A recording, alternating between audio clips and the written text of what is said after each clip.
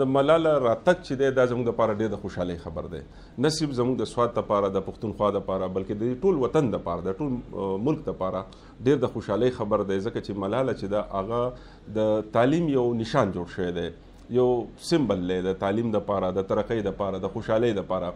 او په دې ملک کې بعضې داسې قوتونه دي چې هغه دا څیزونه نه مني، هغو خوشحالي او ترقي د هغو په نسبت باندې داسې خاص عمل نه دی، هغو دا څیزونه ورانول غواړي، سکولونه ورانول غواړي. نو د هغو دپاره نن د شکست ورځ ده، د هغو د بیلات ورځ ده.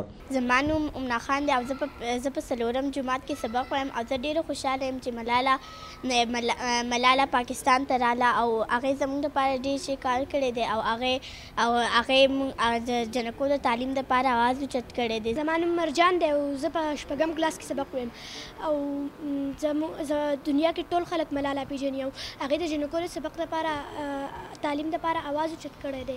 او زما غټ خواهش، زما د زړه خواهش دی چې زه ملاله وینم او د هغې سره یو څو خبرې وکړم. زما نوم باسط علي خان دی، زه د شنګلي اوسېدونکی یم.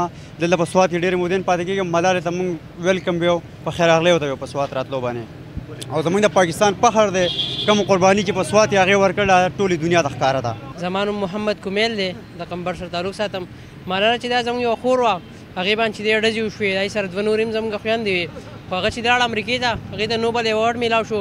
دا زموږ دپاره د فخر خبره ده، موږ هغې ته ویلکم وایو ځکه چې زموږ د پاکستان وه، هغې ته انعامونه میلاو شو. خو چې دی زموږ دا نورو خویندې چې هم دي هغو ته هم پکار دی چې څه میلاو شي.